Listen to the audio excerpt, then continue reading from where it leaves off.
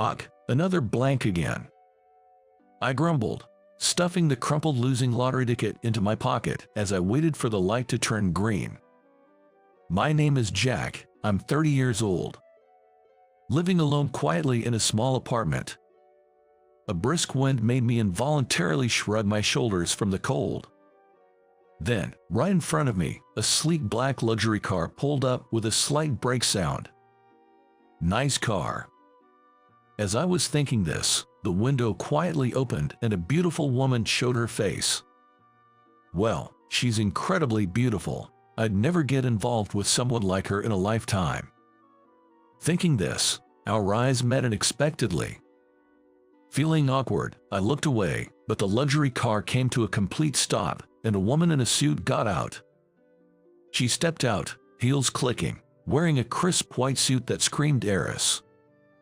As she walked, heels clicking, she looked at me and approached. Then, "Excuse me, you're Jack, right?" "Yes, that's me, but who are you?" "I'm sorry to be so sudden. I'm Lisa Brown." Saying this, she handed me a business card with a company name I didn't recognize and a name I didn't know, Lisa Brown. In my panic, she said, "I'm sorry to be abrupt, but could you listen to my story?" "No way. A beautiful woman like her wants to talk to me. Could this be some kind of reverse pickup?" No. That's impossible. It must be a scam or some kind of solicitation." "I'm in a hurry, excuse me," I said, making sure not to make eye contact and running across the blinking walk signal. Glancing back, the woman was still staring at me intently. It's been 3 days since that strange encounter, but her expression is still stuck in my mind. It's bothering me. I can't help but be curious. I kept looking at her business card, checking the contact details, and calming myself by searching "suddenly being approached" scam on my cell phone. Why am I so concerned? Sure, she's beautiful, but really, it's because of the way she looked at me, like she wanted to say something. I shake my head vigorously, trying to erase the memory. Ever since I ran away from my father, I've maintained a peaceful life, but now I feel like a storm is brewing. Ding dong, ding dong. The doorbell rings in the middle of a weekday. I was off work, sleeping in, and the sound woke me up, leaving me in a bad mood. Yes, it's me, Lisa. I freeze. Lisa is the name of the beautiful woman who gave me her card. How does she know where I live? My heart starts racing, and I break out in a cold sweat. I open the door, and she starts talking without waiting. "Sorry to be sudden. Do you know Emily Thomas?" That's the name of my mother." "Yes, actually, she's my mother too." "What?" "I have something important to tell you about our mother." "Please leave." I don't want to hear anything about that person. Please, just leave without saying anything else." "But, it's important." "Just go, please. How did you even find this house? I could report you to the police, you know." "Well, if you leave now without saying anything, I'll let it go. Don't ever come back here, please, just leave." "I'm sorry for disturbing you. I'll leave for today." The click-clack of heels echoed down the apartment hallway, reminiscent of the sound I heard while waiting at the traffic light, fading gradually into the distance. What's going on, really?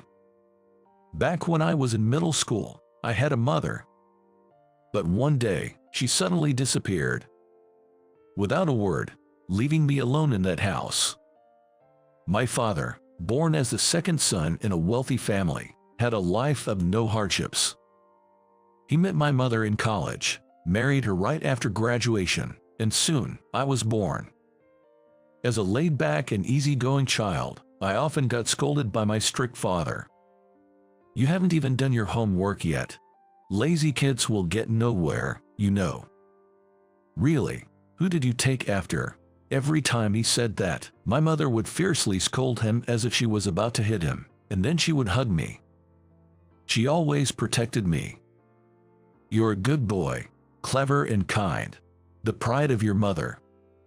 Yet, despite saying that, she disappeared one day. It was in the fall of my second year in middle school. When I got home from school, she was gone. I tried calling my father, but couldn't reach him, and as the outside darkened, I couldn't hold back and ran out of the house. "Mom, where did you go, Mom?" I kept shouting in my mind, searching all over the neighborhood.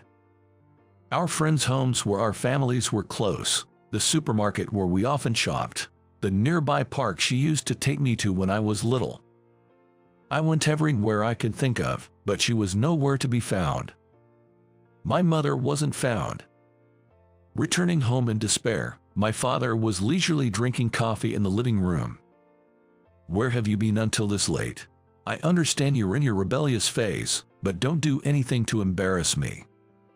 Hearing his usual words, I felt my blood boil.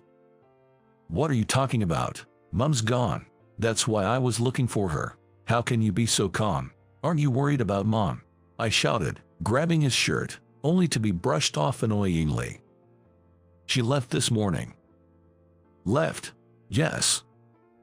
But that can't be, because Mom, trying to say she cared about you. Maybe not, but you were abandoned." Spitting those words, my father left for work. Abandoned. Mom left. I collapsed to my knees, my brain refusing to understand. Mom would never return to this house again. After a while, I understood that much. Sigh. I hadn't thought about this in a long time. It's a memory I want to forget. One I never want to recall again. The misery makes me dizzy. Since that day, Lisa started appearing frequently, as if out of nowhere. No matter how much I watched my surroundings, she'd be near me without my noticing and start talking. "I'm sorry for scaring you. Please, listen to what I have to say. Would you meet our mother, please?" These 4 sentences were what she'd invariably say when she saw me. Each time, I felt like I was running away. It's too much to suddenly be asked to meet a parent who abandoned me. And frankly, I don't even want to. I had finally escaped from my overbearing father. Honestly, I wanted to forget about both of my parents. Moreover, Lisa is a president's daughter. I had no desire to meet a mother who left me for a better life. Eventually, she would understand that I didn't want to meet our mother and give up. It was a waiting game. As I thought this, the moment finally came. Ding dong. On a weekday afternoon when I was off work, the doorbell rang and I heard Lisa's voice outside. "I promise this will be the last time. Please, listen to me." What does she mean by the last time? I listened to her voice. "I've written a letter. Everything I want to say to you is in it. Please read it. I'm sorry for chasing after you all this time." I heard the clack of a letter being dropped into the post box, followed by her retreating footsteps. A letter. I opened the post box to find a pristine white envelope.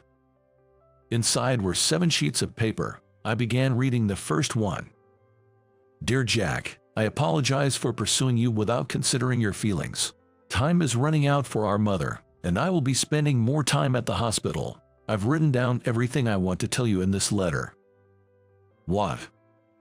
Time running out. Going to the hospital. I felt increasingly agitated, reading the letter intently. After finishing, I found myself running, letter clutched in hand. "Please let me be in time." I raced to a certain place, praying. The truth is, our mother is suffering from a severe illness. She doesn't have much time left. I knew I had a step-brother. Mother would talk about you, her beloved son, with such a peaceful expression. As I grew older, I wondered why she had to leave her dear son. One day, she finally told me, "Your father, who was having an affair, accused her of infidelity." Despite her protests, nobody believed her. The false story spread to neighbors and relatives, and with no place to go, she left, worrying it might affect you negatively. She fought for custody, but was denied, being labeled an adulteress with no income. She left you in that house, unable to prove her innocence. Years later, she met my father. I was about to finish high school, and I was delighted to have a mother. I love her dearly, so I wanted to fulfill her greatest wish and came to see you. Jack, would you please grant me this selfish request? Will you meet our mother one last time? Arriving at the hospital, breathless, I completed the visitation procedures. What am I going to do when I meet her? What should I talk about? I had no idea, but the word last compelled me to come. I knocked on the door of my mother's private room, and a voice said, "Come in." Opening the door, Lisa looked at me, surprised. Beside her, on the bed, lay a thin, elderly woman connected to tubes. It had been years since I saw my mother, but somehow, I knew this woman was her. Mom. I had only meant to call her softly, but at the sound of my voice, my mother opened her eyes. "Isn't that you, Jack? You recognize me, I'm already over 30. "Of course I do. You're my son, Jack. You've grown up so much, but this is strange. Is this a dream? Has my time come so soon?" "No, it's not a dream. I'm really here. I came to see you." As I said this and took her hand, she grasped it back repeatedly, saying, It's true," with joy. Lisa, unable to hold back her tears, covered her mouth and left the room. Until just now, I had been wondering what to say. But surprisingly, the words came out smoothly. I told her about how I started enjoying studying after she left, how cooking has become a part of my life, and various other things. Mom listened silently, smiling occasionally. "You've become a fine adult. I'm sorry I couldn't be there to see your life unfold," she said as she burst into tears. Why didn't you come back for me?" She looked surprised and gently stroked my cheek. "I did come back. After leaving, I tried several times to see you, but your father's family turned me away. Even so, I couldn't give up and waited near your house, hoping to see you. I didn't know that. I couldn't bring myself to speak to you. I saw you coming home, laughing and happy with your friends. I thought, if Jack has a life without me, if he's happy and healthy, then that's enough for me. So, I left without saying anything. I had no idea.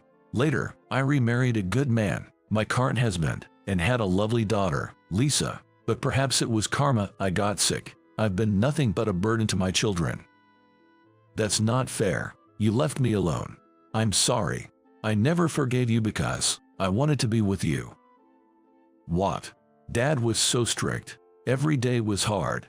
He didn't care about me, only my achievements. I waited in that house, always hoping you'd come back for me. I didn't know. I'm so sorry. My leaving caused you so much pain.